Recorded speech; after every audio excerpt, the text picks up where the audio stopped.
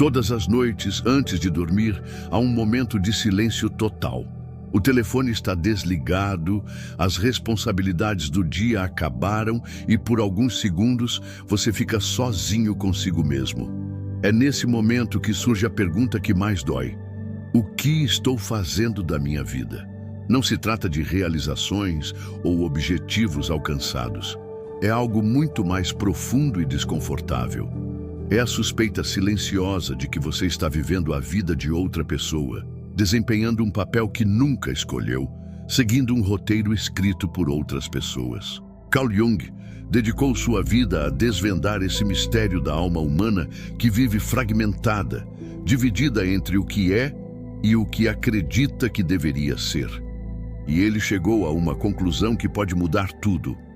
A maioria das pessoas morre sem nunca ter realmente vivido. Eles passam décadas respirando, trabalhando, cumprindo obrigações, mas nunca habitam totalmente suas próprias vidas. Eles nunca se atrevem a se perguntar quem são quando ninguém está olhando, o que querem quando ninguém lhes diz o que querer, para onde andariam se não tivessem medo do julgamento. Você já se reconheceu nessa descrição? Aquela sensação de interpretar um personagem que não te convence, de se mover pelo mundo com uma máscara que se tornou tão comum que você não se lembra mais de como é o seu rosto real. Jung chamou isso de a vida não vivida, aquela existência que passa no piloto automático, cumprindo as expectativas de outras pessoas, enquanto a verdadeira identidade murcha em silêncio. A tragédia não é que você não tenha talento ou potencial. A tragédia é que você tem tanto talento e tanto potencial que aprendeu a escondê-lo para não incomodar os outros, para não se destacar muito, para não ser apontado como diferente. Você aprendeu a se encolher para se encaixar em espaços que nunca foram projetados para você. E nesse processo de adaptação constante, você perdeu o contato com a pessoa que realmente é. Jung observou esse padrão repetidamente em sua prática. Chegaram pessoas que foram bem-sucedidas pelos padrões externos, mas devastadas internamente. Profissionais respeitados que se sentiam impostores. Mães dedicadas que se esqueceram de quem eram antes de seus filhos. Funcionários exemplares que viveram vidas que não escolheram conscientemente. Todos eles compartilhavam a mesma ferida, a traição de sua própria autenticidade. Quantas vezes você disse sim quando todo o seu ser estava gritando não? Quantas vezes você ficou em situações que o sufocaram porque quebrar o status quo parecia mais assustador do que manter o desconforto familiar? Quantas vezes você sacrificou sua paz de espírito no altar da aprovação de outras pessoas? Eu diria que cada uma dessas traições de sua verdade interior é uma pequena morte, um fragmento de sua alma que está desconectado e escondido no que ele chamou de sombra pessoal. A sombra não é apenas a coisa ruim em você. É tudo o que você teve que negar para ser aceito. Sua criatividade selvagem, sua necessidade de solidão, sua sede de aventura, sua capacidade de dizer não, seu direito de ter limites, sua autorização para escolher seu próprio caminho.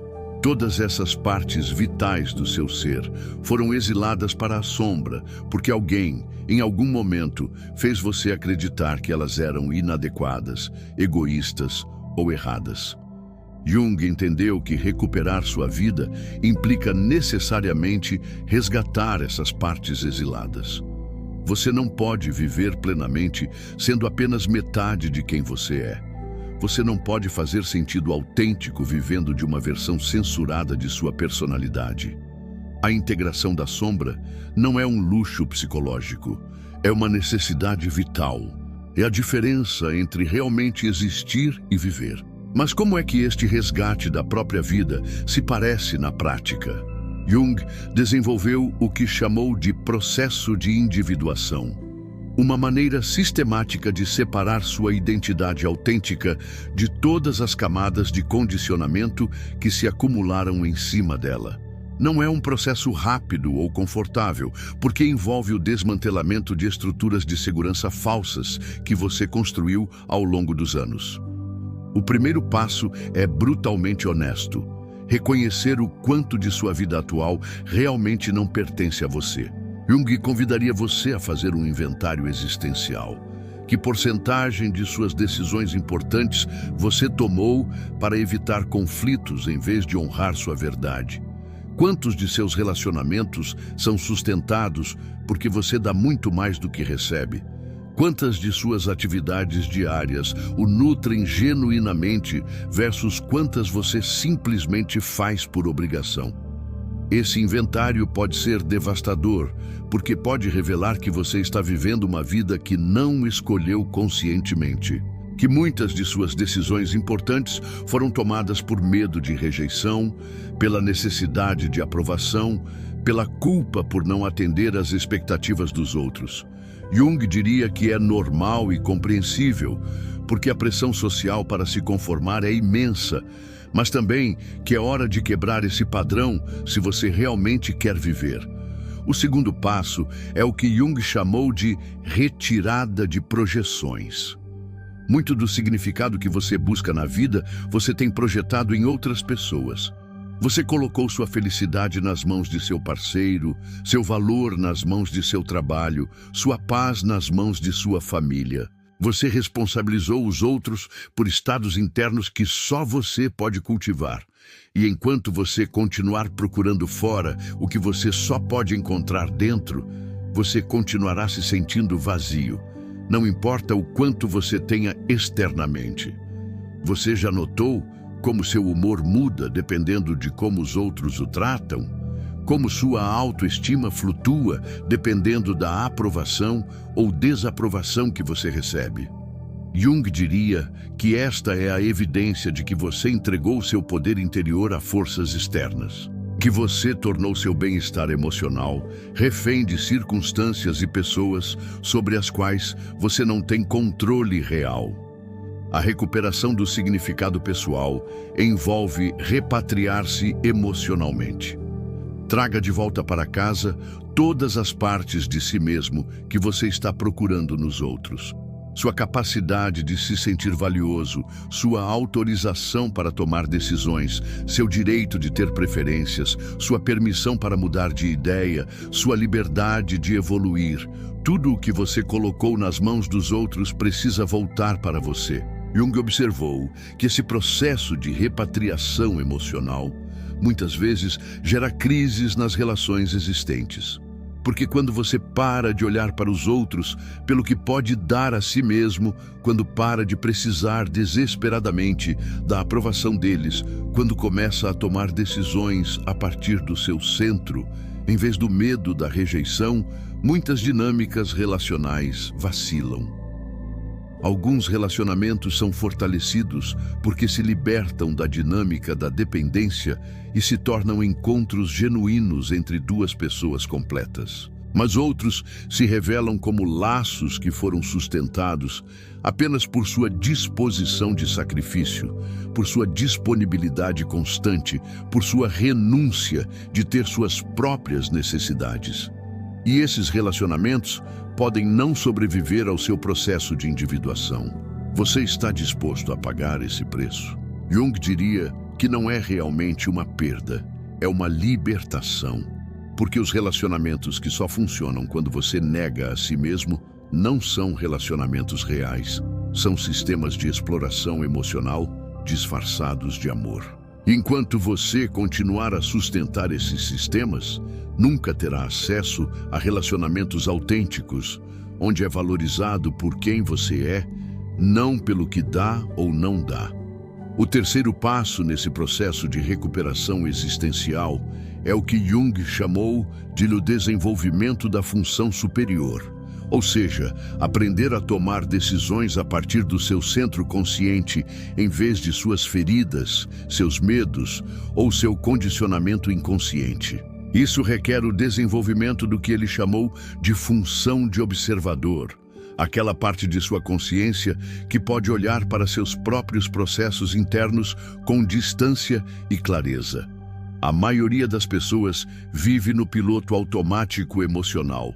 Eles reagem a partir de padrões aprendidos na infância, de traumas não processados, de medos herdados que nunca questionaram.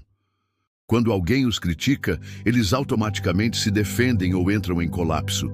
Quando alguém pede algo, eles automaticamente dizem sim, mesmo que não queiram. Quando surge um conflito, eles automaticamente procuram maneiras de agradar para restaurar a harmonia. Jung o convidaria a interromper essa automaticidade, criar espaços de pausa entre o estímulo e a resposta, onde você pode se perguntar: o que eu realmente quero nessa situação? Que decisão honraria minha verdade interior? Que resposta seria consistente com quem estou escolhendo ser, não com quem tenho sido por hábito?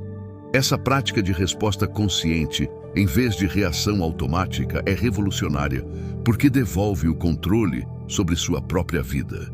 Você não é mais uma vítima de seus impulsos condicionados. Você não está mais à mercê das expectativas de outras pessoas. Você se torna o arquiteto consciente de sua experiência, o autor ativo de sua história. Mas Jung adverte que esse processo de individuação não é um projeto superficial de autoajuda. É uma descida às profundezas de sua própria psique, um encontro cara a cara com tudo o que você tem evitado. Você pode descobrir feridas mais profundas do que pensava. Você pode se deparar com aspectos de sua personalidade que o deixam desconfortável. Você pode ter que enfrentar a realidade de quanto tempo você perdeu vivendo uma vida que não era sua. Jung chamou esse encontro com a sombra pessoal de A Noite Escura da Alma. É um período em que as velhas estruturas de identidade desmoronam antes que as novas se solidifiquem. Pode parecer estar perdido, como não saber quem você é, como estar suspenso no vazio entre quem você era e quem você está se tornando. Você já passou por períodos em que se sente completamente desorientado, onde as coisas que antes lhe davam sentido não funcionam mais, mas você ainda não sabe o que vai substituí-las. Jung diria que estes não são períodos de crise, mas de transição. São as contrações necessárias antes do nascimento de uma nova versão de si mesmo. O erro que muitas pessoas cometem nesses períodos é buscar desesperadamente certezas externas, agarrar-se a relacionamentos, empregos ou identidades que não lhes servem mais, porque o vazio lhes parece mais aterrorizante do que a prisão conhecida. Mas Jung convidaria você a habitar esse vazio com confiança, a vê-lo não como ausência, mas como pura potencialidade, como o espaço onde o novo pode emergir. Nesses períodos de transição, seu trabalho não é ter tudo planejado imediatamente. Seu trabalho é manter a fé em seu próprio processo, criar uma estrutura consciente em meio ao caos e, acima de tudo, não se trair para sair rapidamente do desconforto. O vazio existencial é resolvido de dentro, não de fora. Jung desenvolveu práticas específicas para navegar nesses períodos de individuação. Ele recomendou a escrita reflexiva como forma de dialogar conscientemente com os conteúdos que emergem do inconsciente. Sonhos como mensagens da sabedoria interior que está tentando guiar o processo. Imaginação ativa como forma de dar voz e forma a aspectos da personalidade que estão implorando para serem integrados. Você se atreveria a passar 15 minutos todas as manhãs escrevendo livremente sobre o que está acontecendo em seu mundo interior? Sem censura, sem objetivo específico, simplesmente permitindo que a mão escreva o que a mente profunda quer comunicar. Jung observou que essa prática simples, mas consistente, pode acelerar drasticamente o processo de autoconhecimento. Ele também recomendou o que chamou de experimentos de autenticidade. Pequenas ações diárias em que você escolhe conscientemente responder a partir de sua verdade, e não de conveniência social. Pode ser tão simples quanto expressar uma opinião sobre a qual você normalmente manteria silêncio, ou tão significativo quanto terminar um relacionamento que não o nutre mais, ou estabelecer um limite que você nunca teve coragem de estabelecer. Esses experimentos não são para provar nada a ninguém. Eles são para provar a si mesmo que você pode escolher conscientemente como deseja responder à vida. São exercícios para fortalecer o músculo da autenticidade, que, como qualquer músculo, é fortalecido com o uso consciente e consistente. Jung entendeu que o maior obstáculo à individuação não é a dificuldade externa, mas o medo interno. Medo da solidão, medo do julgamento, medo de descobrir que talvez você não seja quem pensava que era, medo da responsabilidade total por sua própria existência. Porque é mais confortável culpar os outros por sua infelicidade do que aceitar que você tem o poder de mudá-la. Mas ele também observou que do outro lado desse medo está a liberdade mais profunda que um ser humano pode experimentar. A liberdade de ser completamente responsável por sua própria vida, suas decisões, sua felicidade, seu significado. Não como um fardo, mas como um poder. Não como peso, mas como graça. Você pode imaginar como seria acordar todas as manhãs, sabendo que o dia à sua frente é totalmente seu, que as decisões que você toma virão de sua sabedoria interior, não de pressão externa. Que os relacionamentos que você cultiva serão escolhidos conscientemente, não mantidos por hábito ou medo. Que o trabalho que você faz expressará aspectos autênticos de quem você é, não simplesmente cumprirá obrigações financeiras. Jung chamou esse estado de vida individualizada. Não é uma vida perfeita ou uma vida sem problemas. É uma vida coerente, onde há alinhamento entre o que você sente, o que você pensa e o que você faz. Onde suas ações externas são expressões autênticas de seu mundo interno, não performances projetadas para obter aprovação. A pessoa individualizada pode tolerar a desaprovação, porque seu valor não depende da opinião dos outros. Ela pode ficar sozinha, sem se sentir vazia, porque cultivou um relacionamento rico e estimulante consigo mesma. Você pode correr riscos porque está confiante em sua capacidade de navegar pelas consequências. Ele pode amar livremente porque não ama por necessidade, mas por escolha. Mas para chegar a esse ponto é necessário passar pelo que Jung chamou de o encontro com a sombra coletiva. Você não apenas precisa integrar as partes de si mesmo que rejeitou pessoalmente, mas também precisa se libertar do condicionamento coletivo que a sociedade instalou em sua psique sem o seu consentimento consciente. A sociedade moderna é projetada para produzir consumidores obedientes, não indivíduos autênticos. Ele ensina você a derivar seu valor do que você tem, não de quem você é. Ele treina você para procurar significado no reconhecimento externo, não na coerência interna. Ele condiciona você a medir seu sucesso por padrões que outros definiram, não pela plenitude que você experimenta.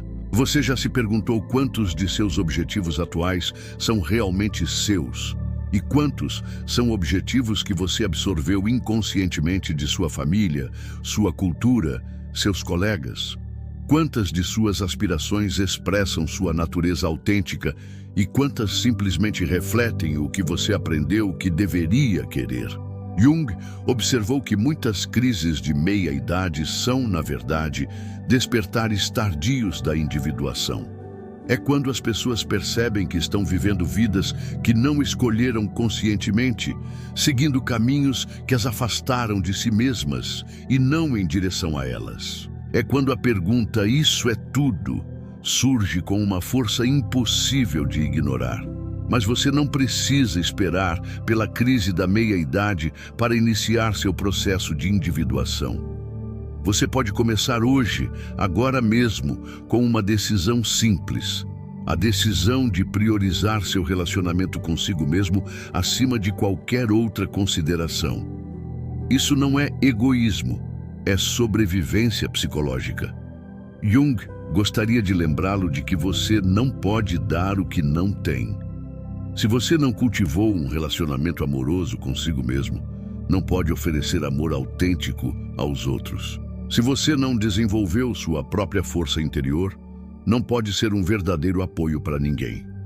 Se você não encontrou seu próprio centro, não pode ajudar os outros a encontrar o deles. O processo de dar sentido à sua vida começa com o que Jung chamou de trabalhar em si mesmo.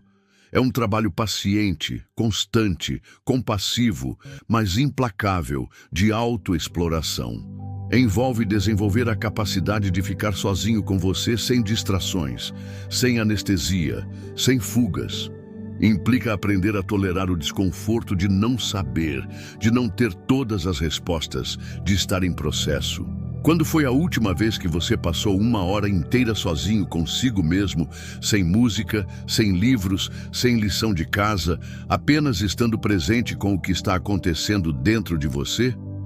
Jung recomendou esses encontros regulares com a solidão como remédio para a alma fragmentada.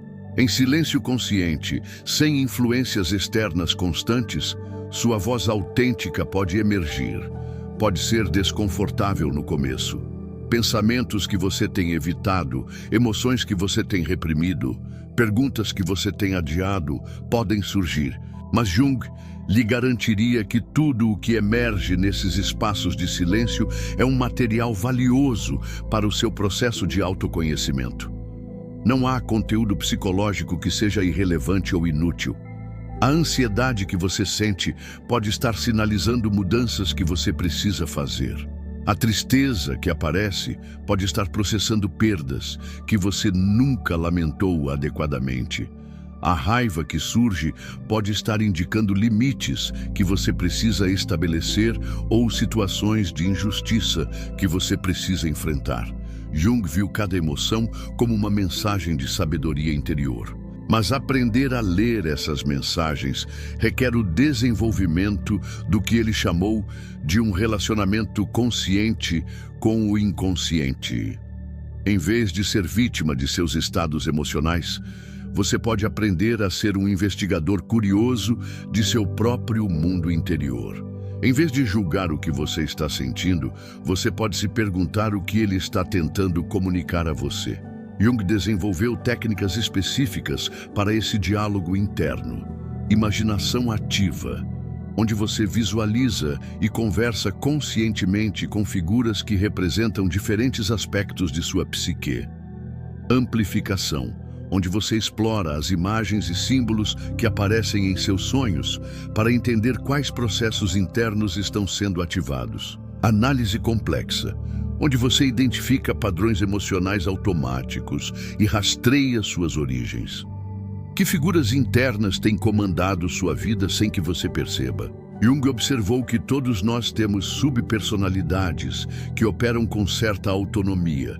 O crítico interno que nunca está satisfeito, o perfeccionista que o esgota com demandas impossíveis, a vítima que busca compaixão em vez de soluções, o complacente que sacrifica suas necessidades para manter a paz. O trabalho de individuação envolve reconhecer essas figuras internas, dialogar conscientemente com elas, entender quais necessidades legítimas elas representam e, em seguida, integrá-las de forma equilibrada, em vez de serem dominadas por apenas uma delas. Não se trata de remover partes de sua personalidade, mas de desenvolver o que Jung chamou de a função superior, aquela perspectiva consciente que pode coordenar todas as partes em direção a objetivos coerentes. Quando você começa a operar a partir dessa função superior, sua vida assume uma nova coerência.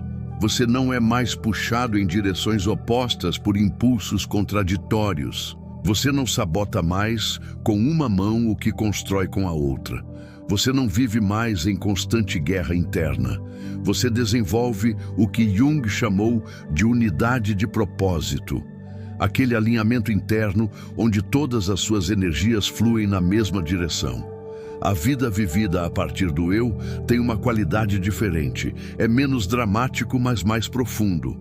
Menos ansioso, mas mais vital. Menos dependente de validação externa, mas mais generoso em sua contribuição para o mundo. É uma vida que tem significado inerente porque está alinhada com a natureza mais profunda de quem a vive. Mas Jung gostaria de avisá-lo de que o acesso ao ser não é uma realização permanente que é alcançada uma vez e mantida para sempre. É um relacionamento vivo que requer cultivo constante. Há dias em que você pode se sentir mais conectado à sua essência e dias em que pode se sentir perdido novamente em pressões externas. O trabalho é desenvolver a capacidade de retornar conscientemente ao centro quando você percebe que se afastou dele. Jung comparou esse processo ao de um músico afinando seu instrumento antes de cada apresentação. Conectar-se com o seu eu requer sintonia constante, atenção regular, prática consciente. Que práticas o ajudam a retornar ao seu centro quando você sente que se perdeu nas expectativas dos outros? Talvez seja meditação, talvez seja andar na natureza, talvez seja escrever, talvez seja criar arte, talvez seja apenas respiração consciente. Jung gostaria de convidá-lo a identificar seus próprios métodos de reconexão e transformá-los em rituais sagrados de autorrecuperação. O significado da vida, da perspectiva junguiana, não é algo que você encontra lá fora como um tesouro escondido. É algo que você manifesta de dentro quando faz o trabalho de se conhecer, se aceitar e se integrar totalmente. É o resultado natural de viver autenticamente, de fazer escolhas conscientes, de cultivar relacionamentos genuínos, de contribuir para o mundo a partir de seus dons únicos. Jung garantiria que esse sentido, uma vez encontrado, é inabalável. Não depende das coisas correrem como planejado. Não desaparece quando você está lutando. Não é necessário